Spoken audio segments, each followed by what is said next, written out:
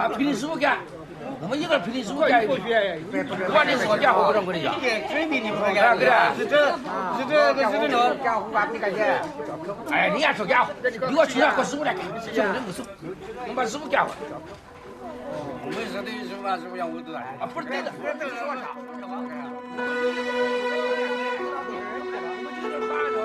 他3个人知道这个用吗？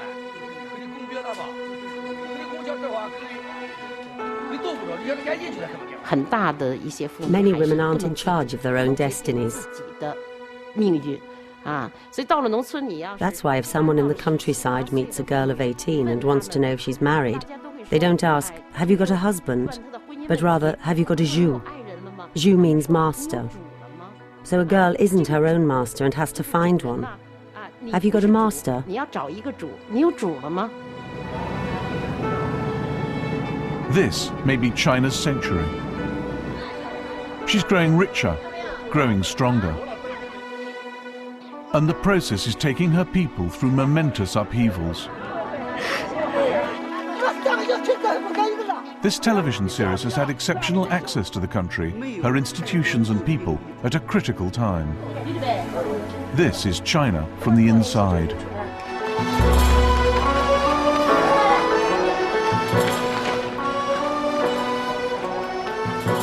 China's women have always been under pressure, from men, from family, from work. Now more and more are under new pressure from themselves to take control of their lives, to get an education, to have a career, to marry for love. It's a slow, difficult process which is changing China.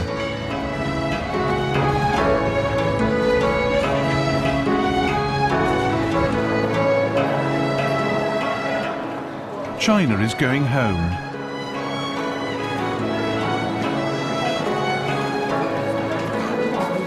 For 2 weeks at the new year, around 150 million exhausted workers take a break from building new China to revisit the old, to return to their villages laden with gifts and stories from the city.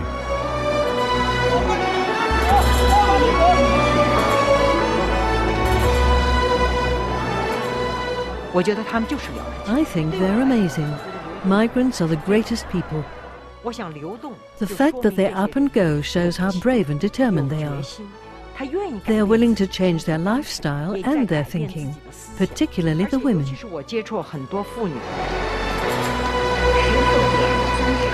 Migration fractures families, but it also gives women new roles, whether running the farm back home or as wage earners in the city.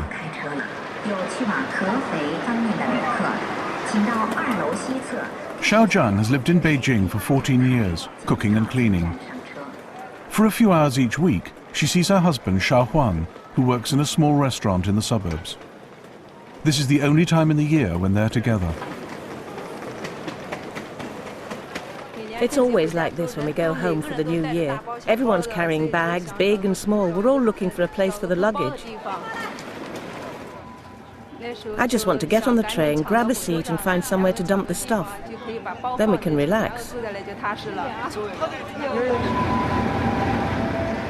They're taking the night train home to Anhui, 600 miles south.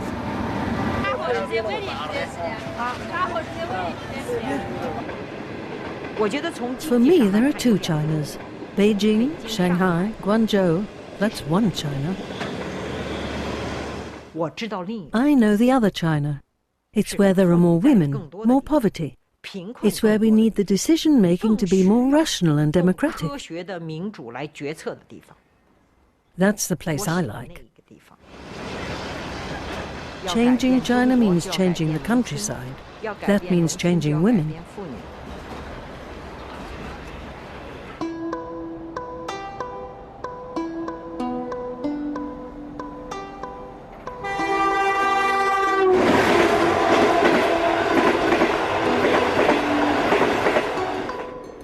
With the exodus of men to the cities, 2/3 of China's rural workforce are women.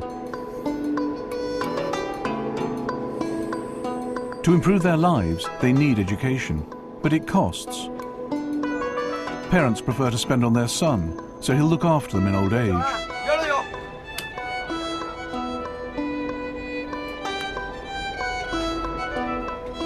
A daughter becomes part of her husband's family.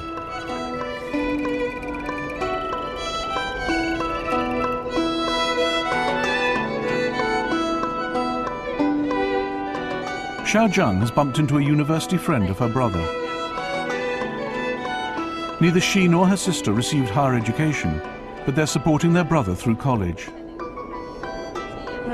It's not easy for people from the countryside to go to a university. We think that if we support our brother and he does well, it'll be very good for our parents and the family.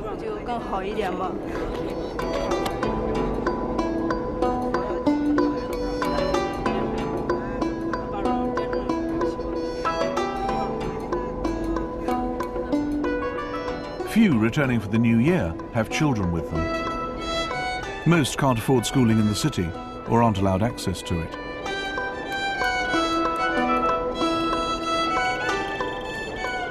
So millions of children are left in the countryside with grandparents while parents work to support them. And that's what gives added urgency and poignancy to Xiao Zhang and Xiao Huang's journey. Because waiting for them in his parents' village are the 10-year-old daughter Dan Dan and 4-year-old son Jin Hui they haven't seen for a year. I wanted to get home as quickly as possible and see the children as soon as we got off the train, to hear our children calling us.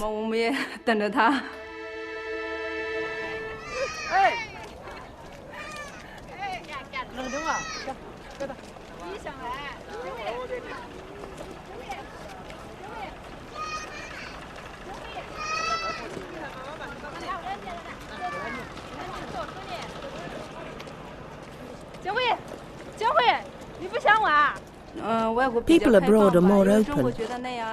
It'd be very embarrassing in China if we kissed and cuddled like foreigners. In China, we buy presents and clothes for our children when we go home. That's how we show we care.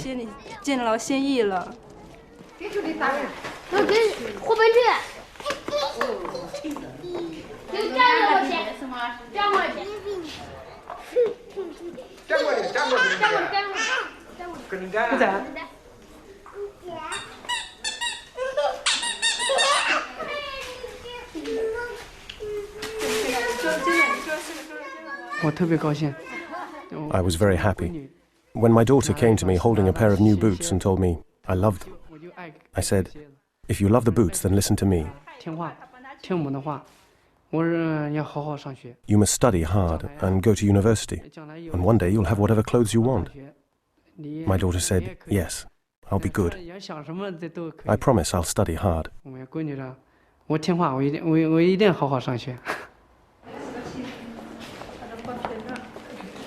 For thousands of years in China, to be a woman meant to submit. Girls had their feet bound, arches broken, toes bent over. Walking was so painful that women could be trusted never to stray far from home.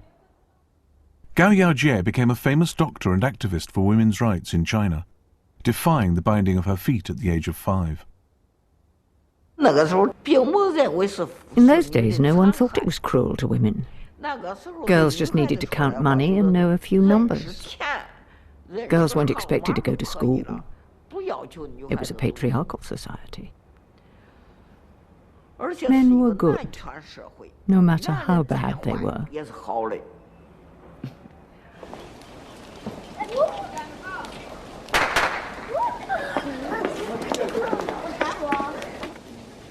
Since 1949, communist rhetoric has stressed women's equality with men, but old habits of thought die hard.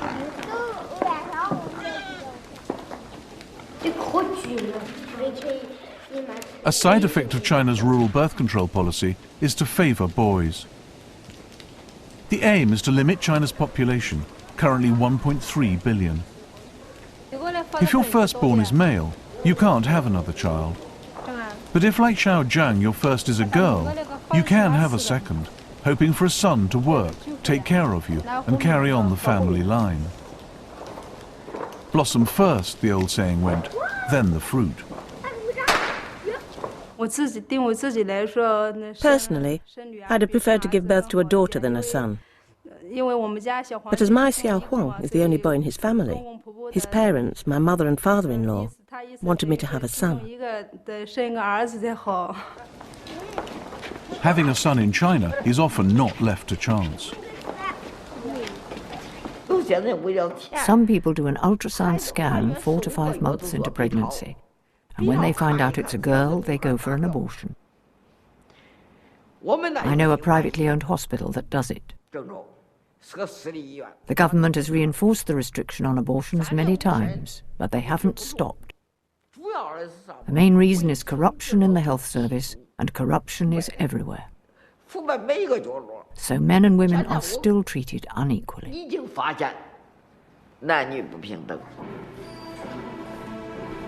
Some parents abandon baby girls. These are lucky, found in time and brought to an orphanage.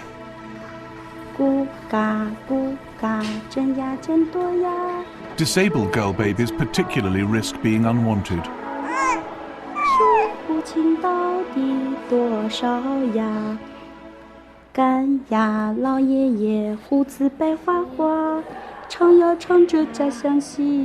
The government's trying to persuade the people that girls are as good as boys, but by the year 2020, there'll be a shortfall of around 40 million women.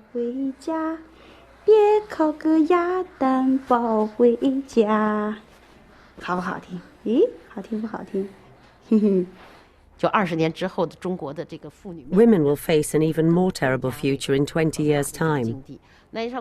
Abduction and trafficking women will increase. So will prostitution, as well as sexual violence against women and rape. I think this problem really must be solved from the ground up.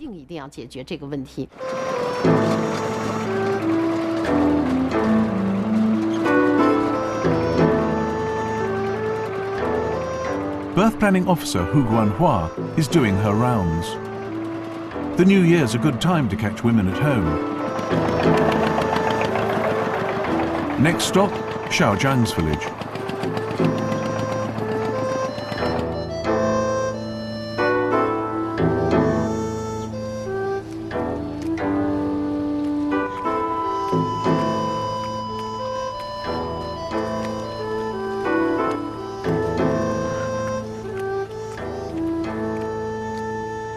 In its drive to control the birth rate, the state peers into the nation's bedrooms.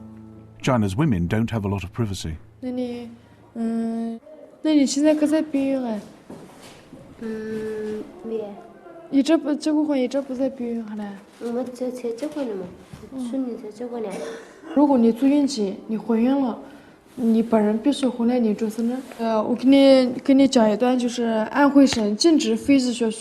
经典填鸭性别和选择性别专职人称的规定，就是你怀孕了过后，你们不给你有选择性的，有的是选择是男孩啊，选择是女孩啊，属于专职人称，专职人啊。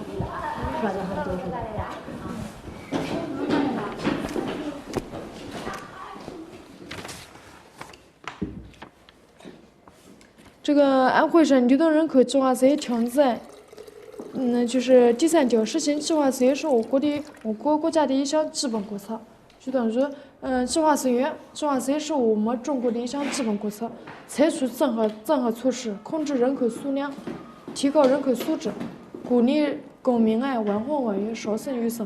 这个时候你父亲不生小孩，政府也是会劝你生小孩，只要让你能生小孩。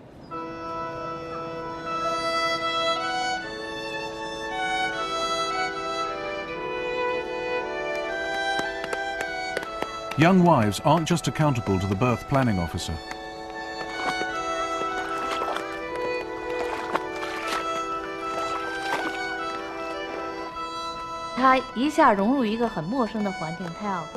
In joining the new world of their husband's family, they've got their father-in-law to deal with, their mother-in-law, various uncles, sisters-in-law, etc.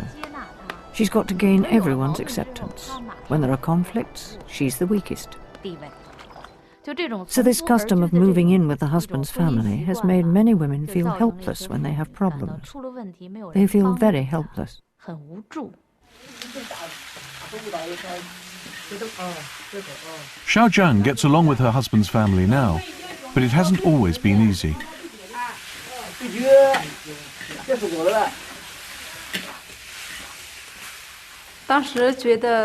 I was quite upset at the time. I'd lived all my life with my own mom and dad, and here I was expected to call his parents mom and dad. Very strange, I couldn't do it. It's much better now. Time's passed and we've got the children, so it's okay now.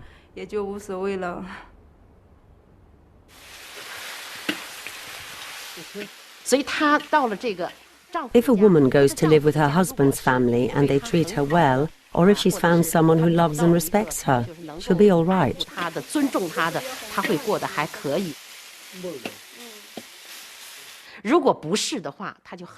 If not, things will be very difficult for her. This is because there's a saying among men, marrying a woman is like buying a horse. I can ride you and beat you whenever I like. Men feel that I've spent money on bringing you into my family, so I have the right to order you around. And a man will beat a woman if she has a mind of her own.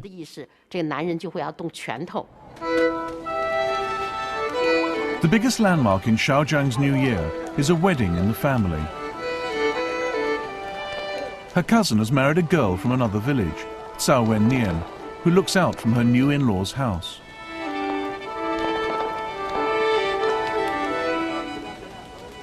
Her husband, Zhang Rushun, is below with his family.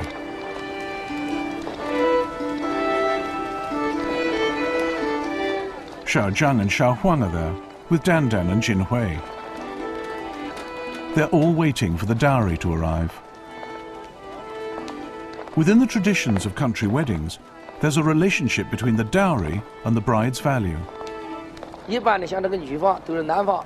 Usually the woman specifies what gift she wants, then the man's side gives her the money to pay for them. It's done in two separate stages. First she takes one wad of money, then she takes the second. Once the couple have the money, they buy the things for their dowry. That's how we do it. The groom's father has also paid the bride's family in cigarettes to carry the dowry from her house. By tradition, they must bring it to the edge of the bridegroom's village, where his family will take over. But for some reason, her family has set the dowry down in the mud and they won't budge.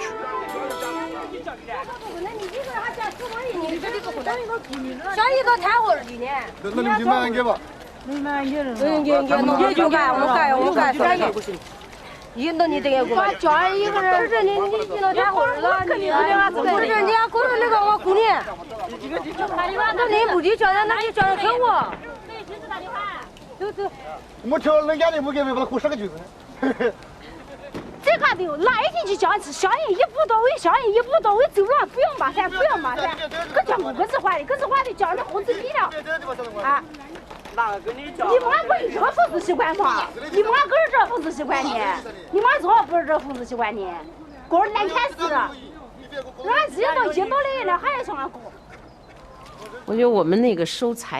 business of making betrothal gifts is in fact a form of bride buying. In the old days, they were business deals. I give you my daughter, whom I've brought up for 20 years, and I want to get back the money I've spent on her over 20 years.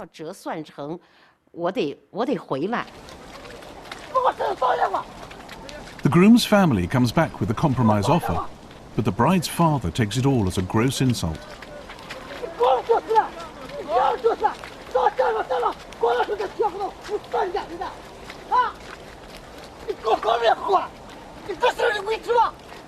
The groom's father and Xiao Zhang's mother try to calm him.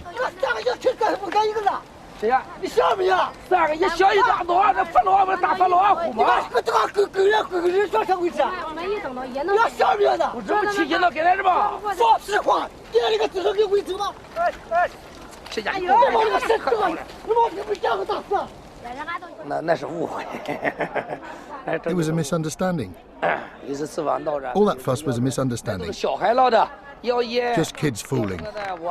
They wanted cigarettes, wanted to have a laugh. It was meant as a joke. We apologised, gave them the cigarettes. That solved the whole thing. No big deal.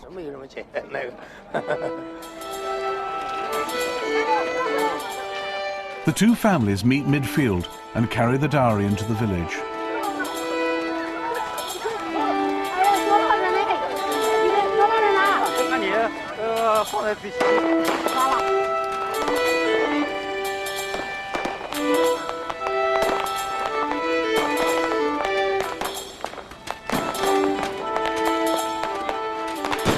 The argument over the dowry may have been just a joke, but the groom's father feels the need to make a public apology.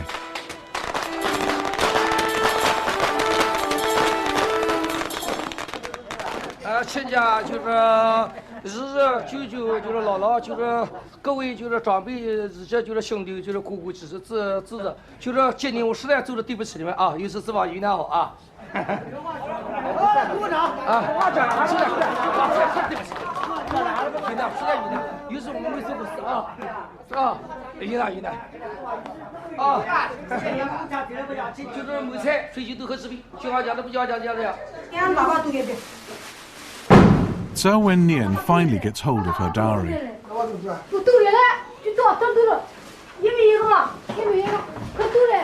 But this arrangement of furniture, TV and hi-fi is only temporary.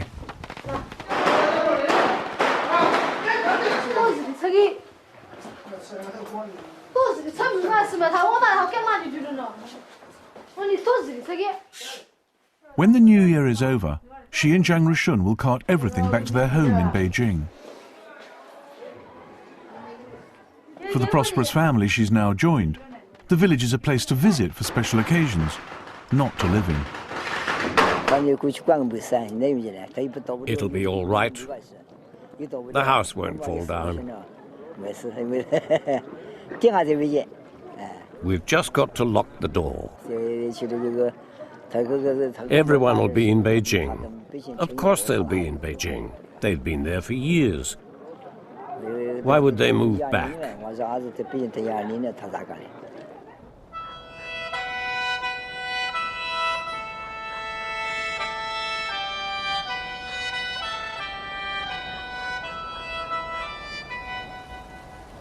Flights of stairs poke up through the roofs of houses in Dayang village. They were built in anticipation of adding another story for married children. But the children have gone to the cities, and the stairs lead nowhere.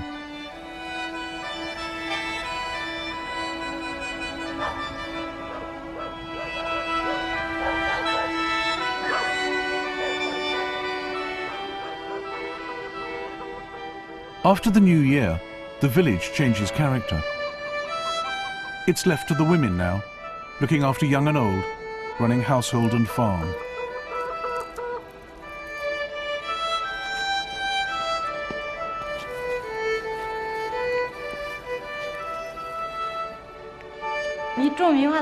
We plant cotton in early April, and for that we have to dig little holes.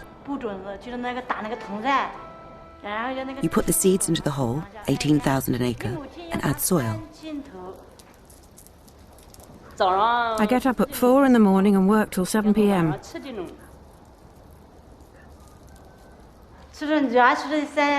My daughter's been away for 3 years. My husband's been working away for over 10.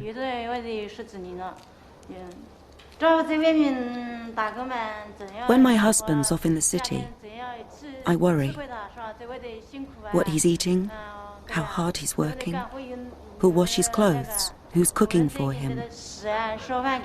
I worry about all these things.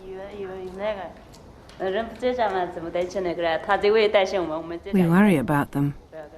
Our husbands in the city worry about us. Plus, we look after the children. We live like this to survive. For the men, it's even tougher being away than for us left behind. In some ways, we've got it easier at home. I don't know. It's so long to be apart. I miss him. I do miss him.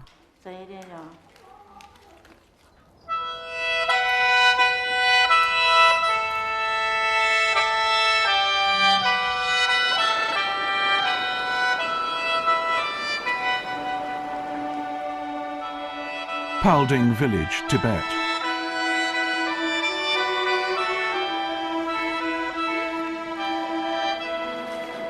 There's hardly a man to be seen.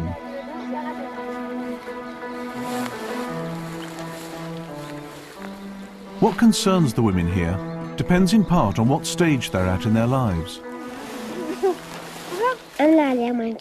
Mum does the work. Dad just gets up, drinks tea and sits on his butt. Sometimes he splits rocks. Not today he isn't.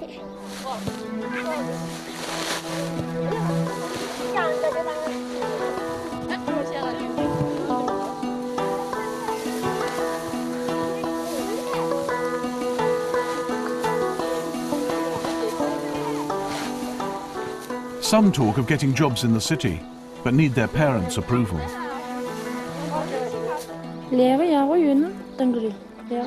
They'll let us leave the village for a decent job, but girls have taken work in bars and have gone astray, so that sort of work isn't allowed.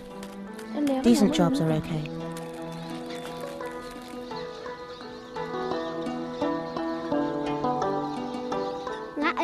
I want to be a nun. She wants to be a nun to cleanse all her bad karma.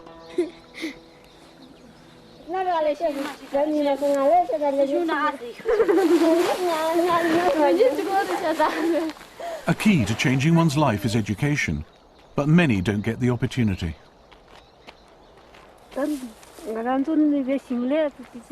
We do farm work. We don't have any other skills. Well, that's how it seems to us. Even if I wanted to do more, I'm a bit past it. And when you don't have any education or skills, then the only option is to get stuck doing farm work.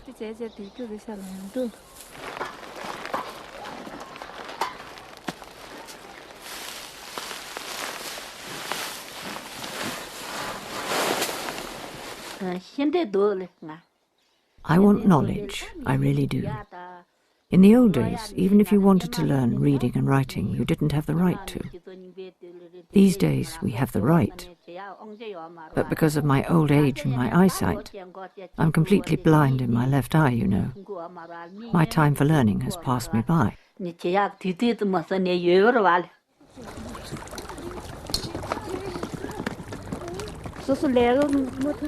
So long as you can work, you do work. And as long as you can work, you have to work. After that, when you can't work anymore, the state set up old people's homes. They look after the aged.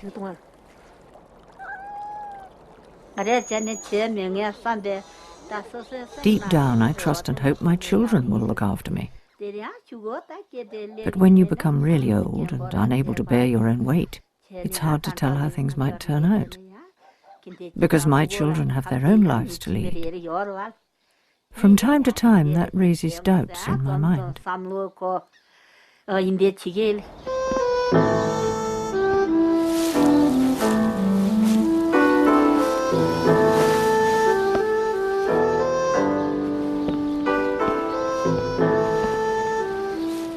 These women in Palding village are shifting the straw as part of a barter arrangement.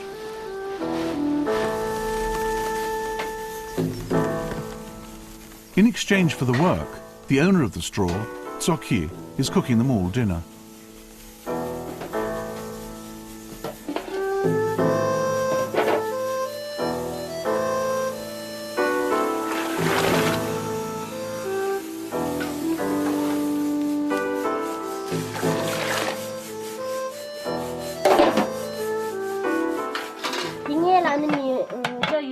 Before, when my husband was here, he'd bring in some hard cash. The most difficult thing now is that we haven't got anyone with earning power. Apart from selling a few potatoes, we've no other sources of income.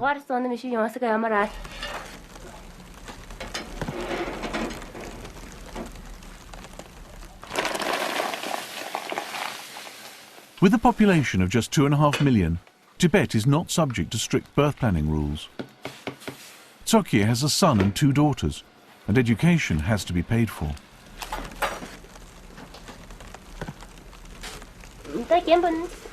I've already taken the oldest out of school. He wasn't learning anything. I hope to keep the 2 younger ones there as long as possible, no matter what sacrifices I have to make.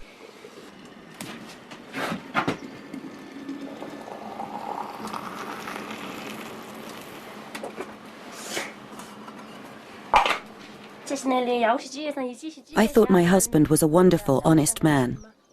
I trusted him working away as a truck driver. I was busy with farm work here. We talked on the phone, and I agreed to him staying on there. He was away a long time, but I trusted him because I thought he was an honest man. But then I learned from others that he'd been having an affair. Since then, I can't trust any man.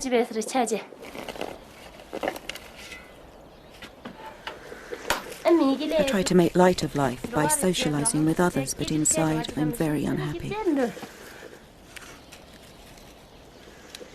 My heart continues to ache.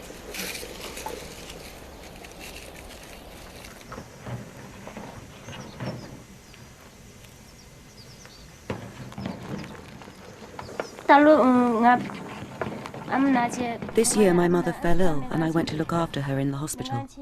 When I came home, he confessed to me, "While you were away, I did something bad."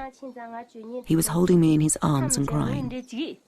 So I told him, "If you leave her and come home, I'll forgive you." But he said he couldn't do that and insisted that the 3 of us should all live together. I refused to accept any such arrangement and stubbornly stuck to my position.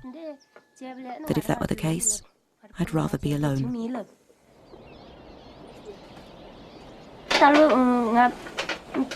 It wasn't as if we used to fight. That's why I feel so strange, so sad. If we'd had problems with the relationship and argued a lot, then it would be much easier to get over.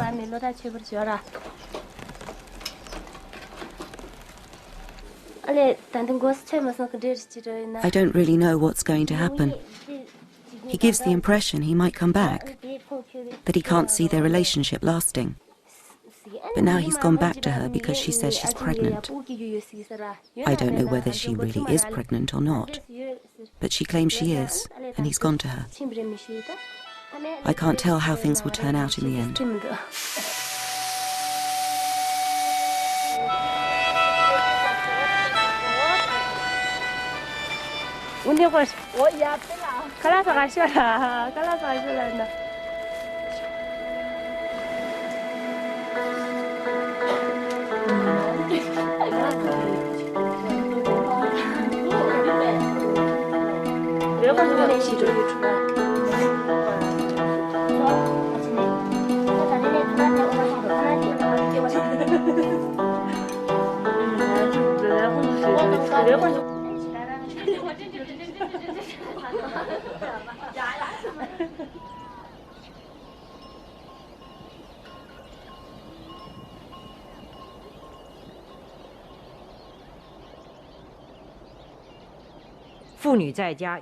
Women at home have to take care of the old, the sick, the young. They must look after the household as well as work in the fields. They're completely burdened down.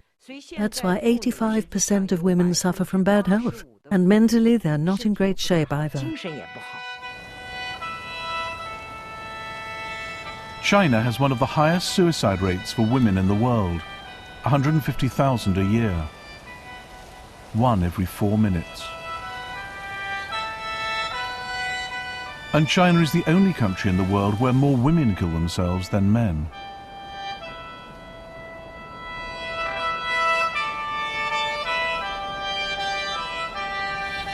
And most victims aren't ground down by the stresses of urban life.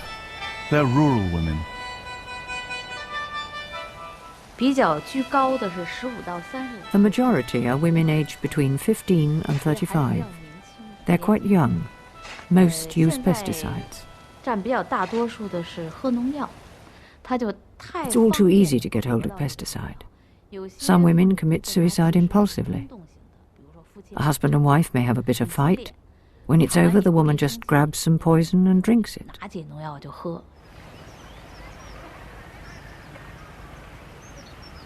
Facing a bleak, lonely future with a domineering husband, many country women feel hopeless and helpless.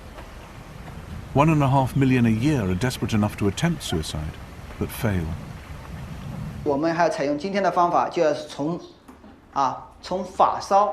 China's Rural Women magazine runs a school near Beijing to teach practical skills and self-confidence.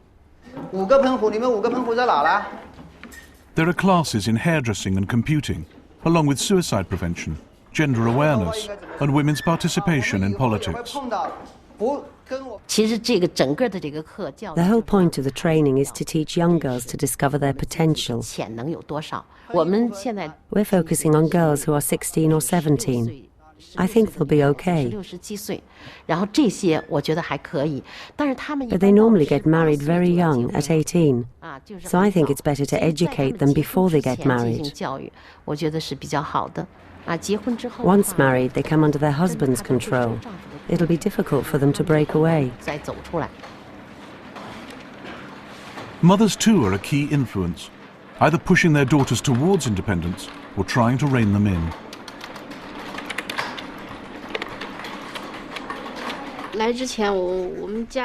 Before I came here, my mom said that if you work for a year or two, you'll be over 20. You best get married. She said that it was better to marry well than study well. After I came here, I didn't think my aim should be to get myself a good husband. I'd do better fighting for a career of my own. When I left, my mom told me, "You must study hard. This is your chance to get out of the countryside, and it's your last chance."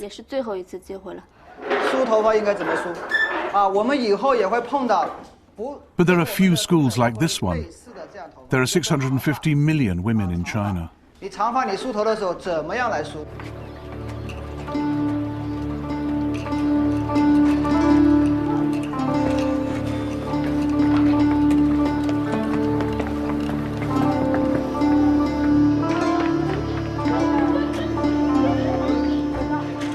The daunting problems of women's status and rights are compounded in China's Muslim regions.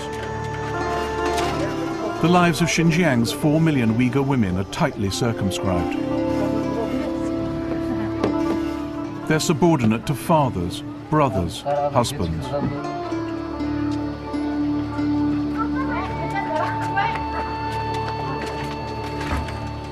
They're not allowed to pray in mosques.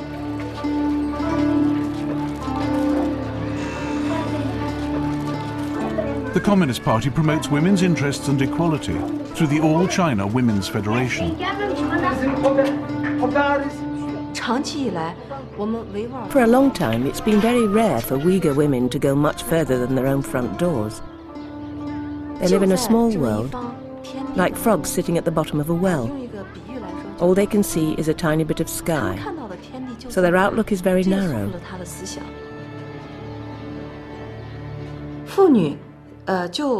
A woman is treated as a man's possession.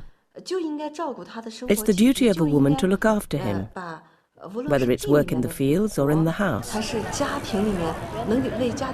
She might bring in some money, but she has no share in it. It's taken as her duty.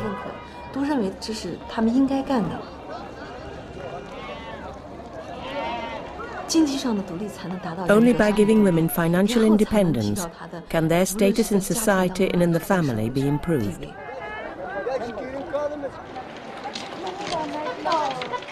The Women's Federation tries to recruit village women to earn money picking cotton, but they'll have to leave husband and family for perhaps 2 months.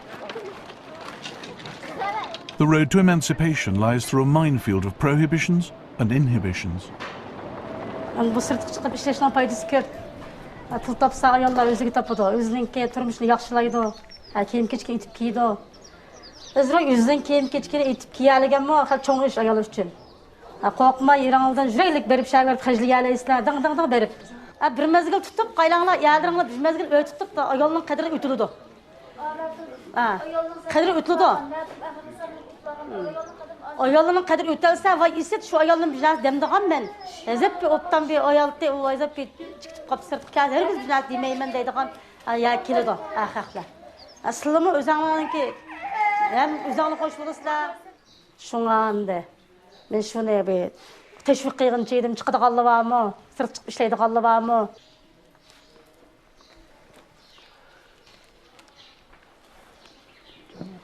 Chiqalamlar.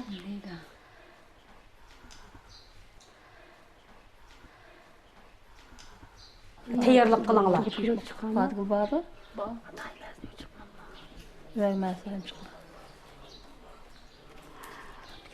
Ekan bolam bilan elib chiqib.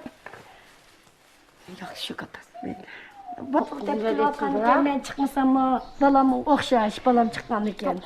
Bu mu çıkarsam, ben mi çıkarsam, ördeki ballarım takı. Anda biz öyle işte arkada keselmem olup kaldı. Şuna bakan diken. Ben de ne kılım.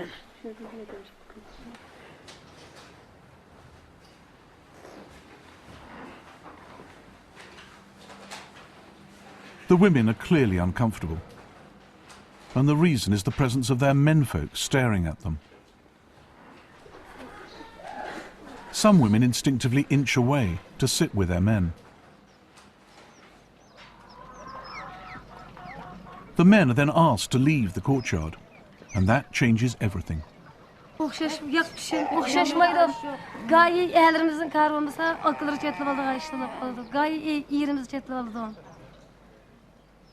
The women now talk freely, and Horigul Amat seems to change her position completely. Hem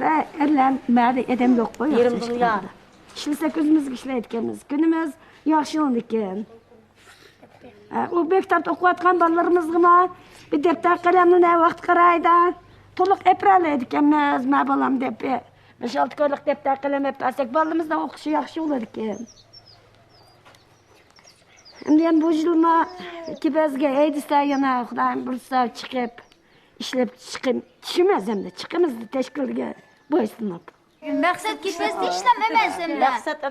Göz çıksa sırtı çıkıp önümün ügünep ticaret kıysak buldu şanımız dağ geltümey. Bu işlerini kılmay öz yolumuzun tepip tuz yollamayıp neymiş kıysak? Sizler aciz emez, onda özemlik üzerine kemsitmeğler. Erlerle beraber. Ta yaralı garem beylen. Adem, bizim Adem.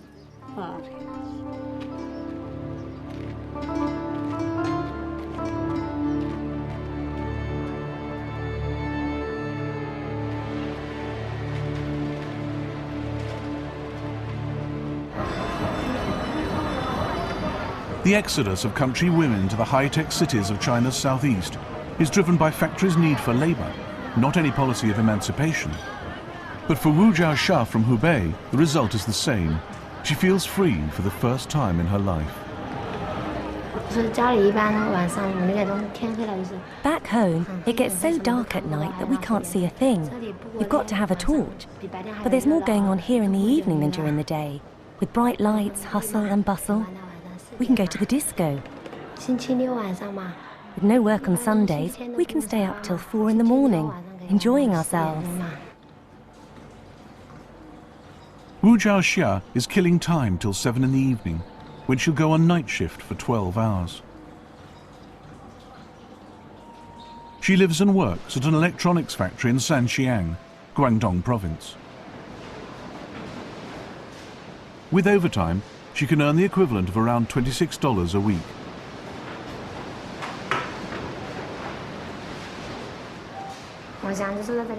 If I can save up enough from what I'm making here, I'd like to go into business. Going home to work in the fields like my parents. They work from dawn to dusk all year with only 2,000 or 3,000 yuan to show for it. They wind up with a house full of crops and nothing else.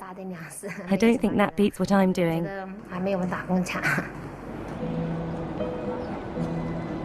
Her factory looks and feels like a college campus, with shops, library, coffee bar.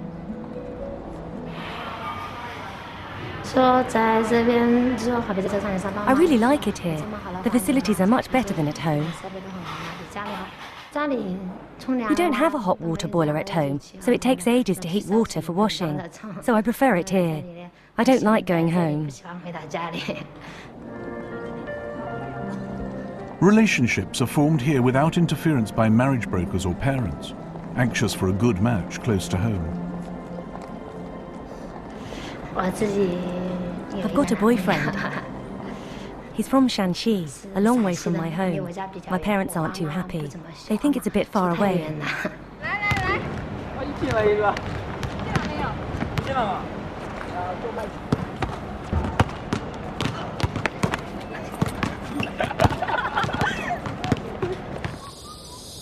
But not all employers in Guangdong province are enlightened. Some factories are sweatshops, and not all workers are happy. They're away from their families and relatives. They don't have a social support network, so they're under a lot of stress. We hope our projects can provide a support network at community level for women workers.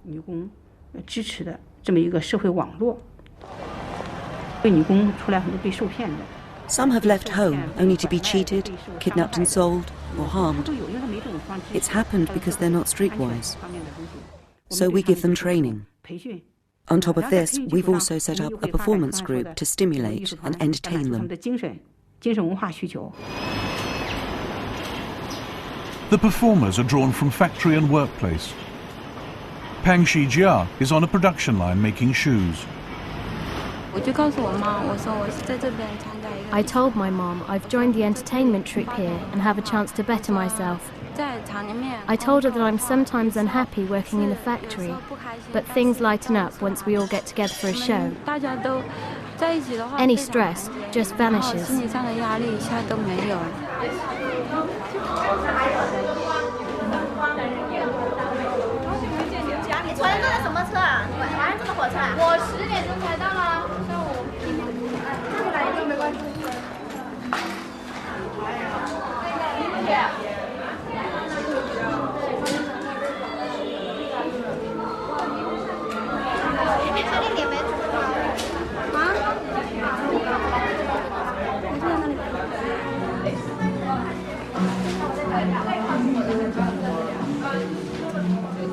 On Saturday nights, they put on a show for 10,000 workers in need of spectacle and escape after an exhausting week assembling the world's computers, stitching the world's sneakers.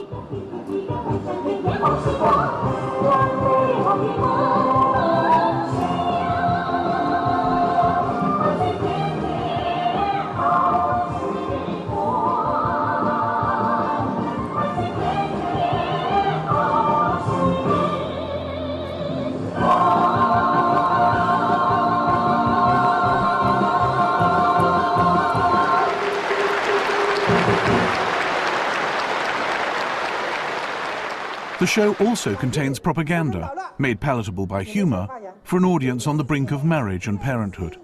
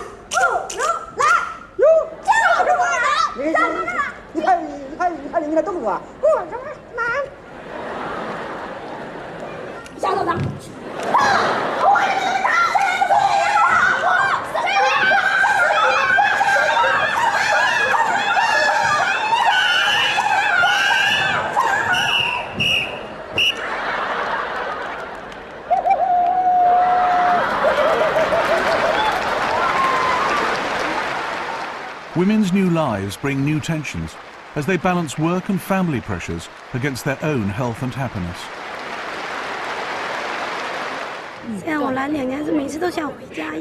I've been here 2 years and wanted to go home the whole time. I'm really homesick. My mom phones asking me to come home, but I can't because I have to perform.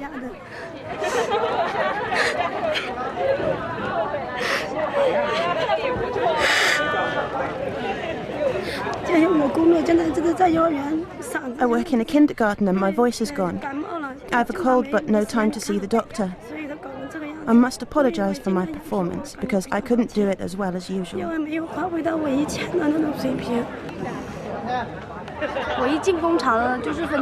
I work on the assembly line. I'm sorry. It's tough. Very tough.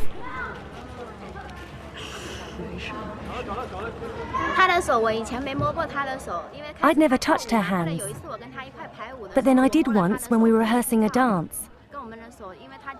They're very rough compared with ours, as she has to grip a cutting knife. The back of the blade rubs the palms of her hands all the time. That's why her hands are so rough. Where I work, we're not allowed to talk between 6:08 in the morning and 6:08 in the evening. We can't talk. That's why I can barely string a sentence together.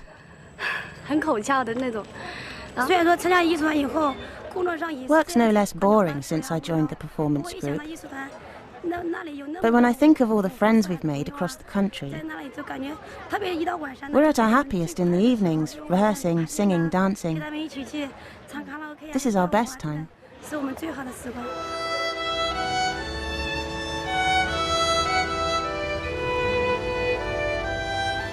Back in Beijing, a month after the New Year, it's Xiao Zhang's day off.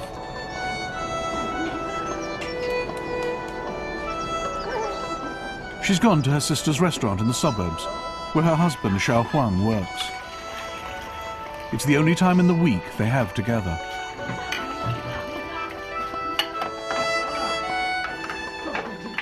Parting from their children after the New Year is still fresh in their minds, still raw. I was very upset. I didn't let the children know when we were going. Jinhui thought we were leaving the day before, so he kept following us around. It was very upsetting. Our daughter also tagged along behind. She's older, so that annoyed me, and I kept telling her off. Of course she was very upset. She just trailed around after me. I asked her to take care of Jinhui, but she wouldn't. She didn't say a thing, but she must have been very sad deep down. She just followed us around, saying nothing.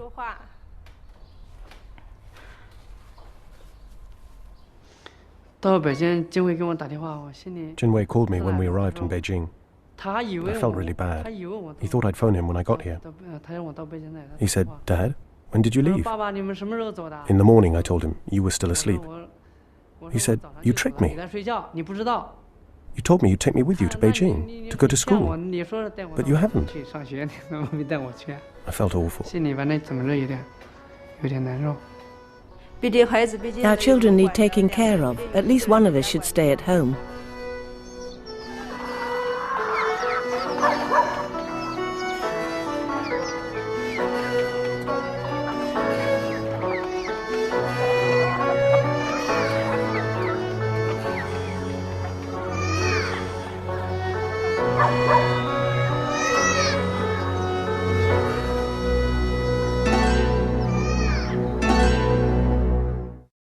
Stay tuned for more from China from the Inside. But first...